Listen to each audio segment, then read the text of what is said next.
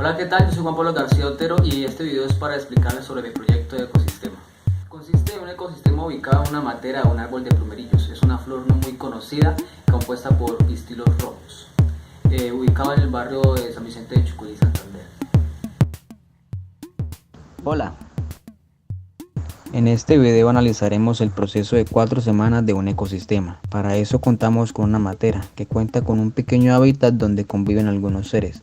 La superficie de tierra cuenta con algunas hierbas y musgo que cubren parte del suelo. El árbol de plumerillos tiene muchas ramas que en ellas también hay insectos, además de sus frutos y flores. La observación semanal siempre nos arroja un resultado de evaluación del ecosistema. Muchos de los factores que ayudan a que se albergue vida allí es el agua, pues el árbol es regado para mantenerlo hidratado. Para el observatorio se procuró no tocar mucho el ecosistema, por lo tanto se dejó crecer la maleza libremente para no alterar el curso del mismo. Además, esto hace parte del hábitat y el bienestar de los animales. Durante el tiempo que se observó también intervinieron seres desde fuera del ecosistema, que no causaron grandes cambios, pero es pertinente contar con estos eventos. Semana 1. La matera, un árbol de plumerillos en un barrio de San Vicente de Chucurí, fue escogido como el ecosistema a observar. En las 4 semanas del proyecto se tomaron datos para analizar y finalmente concluir. Iniciando el 28 de agosto hasta el 17 de septiembre del presente año, el ecosistema fue evolucionando y enfrentando el clima. En la primera semana se encontraron distintas especies de animales como escarabajos, una colonia de hormigas pequeñas, hormigas negras, hormigas aladas e incluso un capullo de mariposa, que desconocemos cuánto tiempo lleva ahí, pero más adelante lo sabemos. En esta primera semana se observó que la matera cuenta constantemente con agua, ya sea por lluvia o la que se le riega a diario. Esta fuente de vida mantiene varias especies, pero también ha hecho que el musgo se propague por las zonas húmedas, en donde se forma una capa gelatinosa. También atrae una gata raza calica o de 3 colores, que toma agua de allí cada vez que desea, pero no interviene con las otras especies. Mientras tanto, en uno de los tallos del árbol se posiciona un capullo de mariposa, que por su color claro y corteza lisa se puede decir que lleva poco tiempo ahí. Dentro de las raíces del árbol se ubica una colonia de hormigas pequeñas de un color café, que recorren las ramas del árbol hasta los cogollos. Son pocas y difícilmente se mueven entre la superficie húmeda. Pasado el tiempo se dedujo que los insectos se alimentan del cogollo, cuando se prepara para florecer, pero una vez que florece se marchan. Semana 2. La segunda semana de observación dio tiempo para que más insectos aparecieran, como otros escarabajos, avispas y termitas. Estos provienen de afuera. Las termitas caen perdidas después de estar volando contra la farola del alumbrado público. El capullo sigue intacto en su puesto, pero su color se torna más oscuro, debido a que ha madurado y fortalecido. Aunque las flores son como un erizo que dificulta la entrada a su centro, las avispas se sienten atraídas por el color, pero algunas tienen complicaciones y caen, quedándose en el suelo recuperando fuerzas para poder alzar vuelo de nuevo. Entre las hojas y ramas se observó que un escarabajo de tierra parecía que se preparara para cambiar de cascarón, pero no pasó mucho tiempo y se fue. Durante las noches se acercan lagartijas pequeñas vulgarmente llamadas chinas, que se alimentan de los insectos que allí habitan. Por otro lado, las hormigas siguen teniendo problemas con la humedad, pues últimamente su actividad disminuye por causa del agua estancada en la matera que baja al subsuelo. La colonia sufre inundaciones a menudo, pues más que al regar la matera, la lluvia se filtra y causa que menos hormigas salgan por el alimento. Semana 3. Llegando a la tercera semana de observación se empieza a notar el aumento de la vegetación.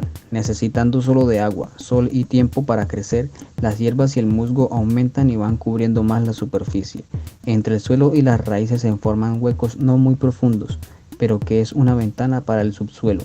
Insectos terrestres que se albergan allí, como es el caso de un 100 pies redondo, los cuales no son muy rápidos y se escabullen entre las raíces y la tierra.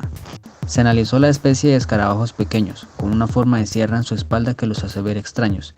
Esos insectos se acumulaban en los cogollos para mudar de cascarón, morir o alimentarse, pero se formaban un montón de ellos. El agua muy clara deja una visión de los elementos abióticos como las piedras y la tierra que se ven en el fondo.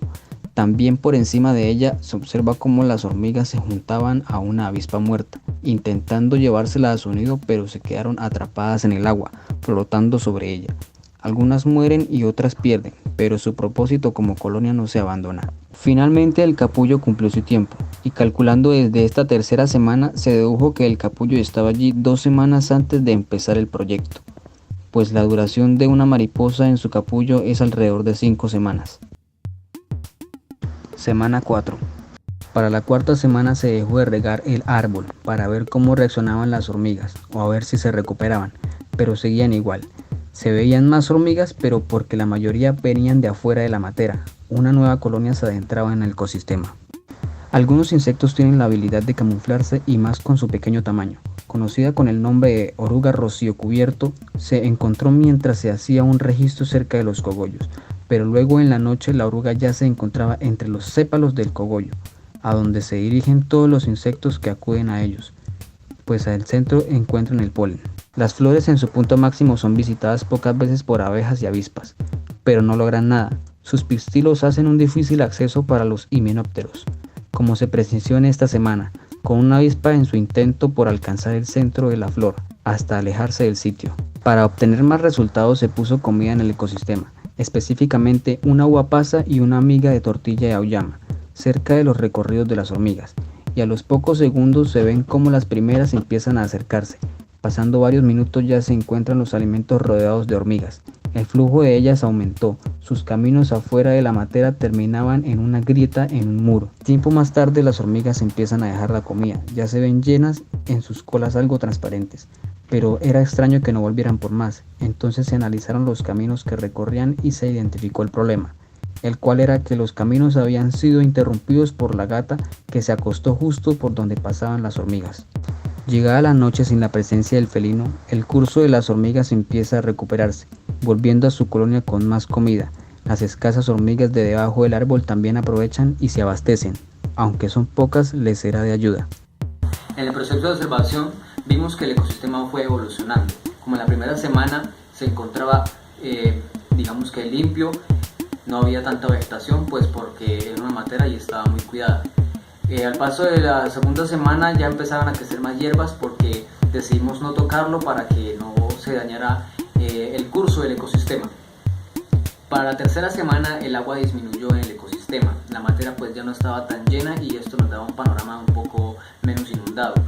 Y ya en la cuarta semana el panorama ha cambiado bastante, pues el calor ha hecho que el agua baje, no ha llovido tanto y pues se ha comenzado a ver las piedras del fondo, elementos abióticos como la tierra y otros escombros. También podemos observar que la vegetación ha crecido bastante, el musgo se ha propagado, como podemos ver la calor, el sol hace que la vegetación crezca cada vez más y pues bueno, cuando hace bastante sol pues crece bastante la vegetación. Las hojas que caen de las ramas del árbol nos dañan un poco el efecto de ser un paisaje mucho más grande. Me refiero a que la naturaleza tiene patrones para crear sus hábitats que son muy parecidos, no importando las dimensiones. Pero si ignoramos las hojas y el resto de basuras, tenemos un hábitat completamente grande para los seres que viven aquí dentro y un paisaje también muy natural. Finalmente, la vida en este ecosistema tiene algunas complicaciones, pues las hormigas siempre son perjudicadas por el agua. Espero que les haya gustado el video, muchas gracias.